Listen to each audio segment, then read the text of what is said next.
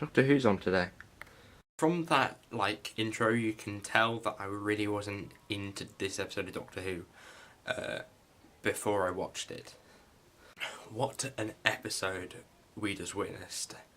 Now, it definitely had its faults, and those are agonising, and I hate that they're there, but we had a lot of good stuff in this episode. So the first thing is the Dalek. Thank God they didn't change him too much. I like the idea of the rusty Dalek as well. I think that's pretty cool. But I feel like the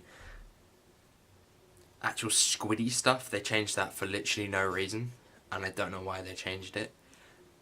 It's like they changed it just for the sake of changing it, you know, because obviously you can't change the design of the Dalek, so you could change the design of something that was to do with the Dalek, so they changed the design of the gooey, tentacly, octopusy thing that sits inside.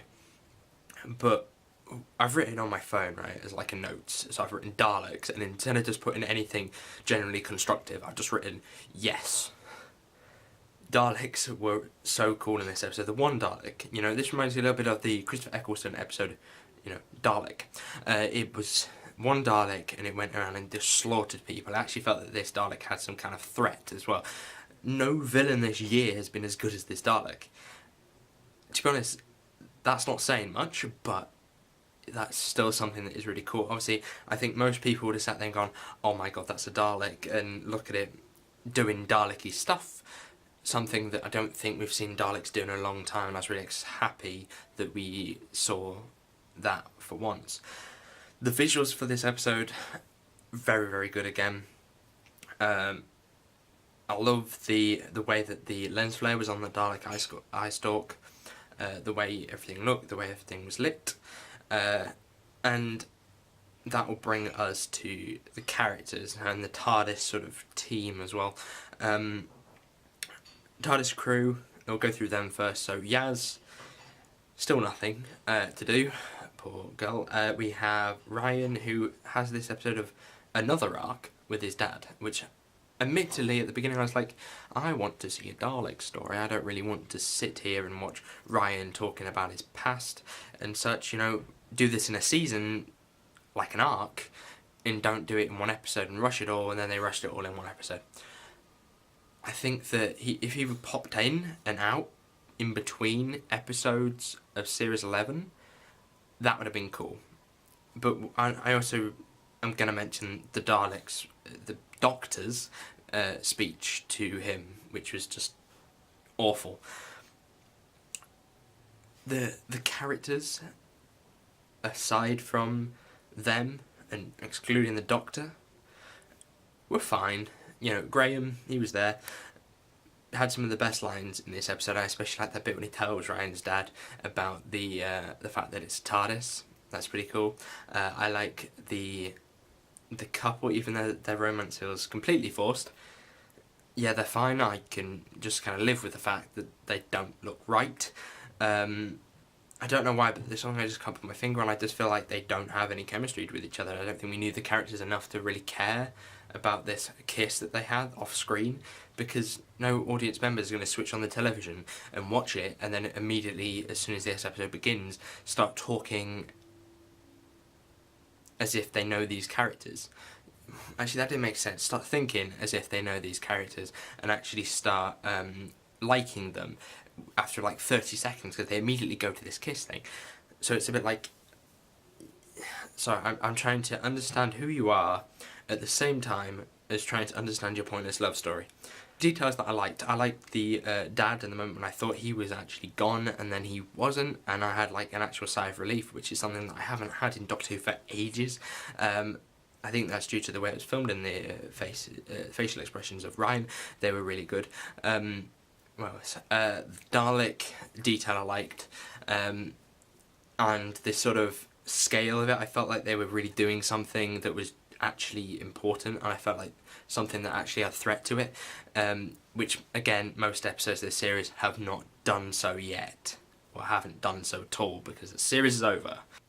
Right, stuff I didn't like. Unit goes under because of government funding cuts. The subtlety is just incredible. Talking about subtlety, let's talk about the other bit of subtlety in this episode. There's this pointless moment when he says that he has, like, the fingers to be able to use the passcode or something, and then he goes and mentions that he has, like, a boyfriend or something. Again, completely pointless moment of saying, I'm gay. I don't mind that, but I feel like it's just a bit forced, you know. I don't mind characters that are gay, but I just felt like we didn't need to know that. Thank you for that. I didn't need to know that you were gay, because it doesn't bring anything to your character. And the weirdest thing, well, the thing that I hated about this episode as well, was the Doctor. For some of this episode, I really didn't like Jodie Whittaker. The moment when she crashes into Graham's house without any apologies for smashing down his chair. In fact, there's two scenes that I didn't like the Doctor. Actually, it's the same scene, two instances.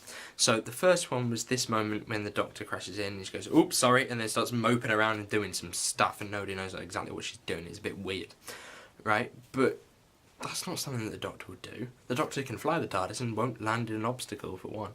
And instead of just sitting there going, oh, well, never mind, it's just a chair, you can tell it actually means something to Graham because you've just crashed into his front room.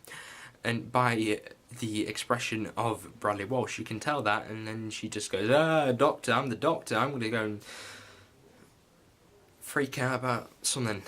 Second instance is when she gives Ryan's dad a bit of a lecture, like, just out of the blue, terribly written, and just goes, instead of well, actually, I'll tell you what I think the Doctor should have done instead first. So I feel like the Doctor should have sat there and stood there and sort of done that, but then had this sort of slight hatred of this guy in the facial expression of Jodie Whittaker, and this sort of disapproval about him, something that, you know, didn't like him, but still going to socialise and talk to him and save him.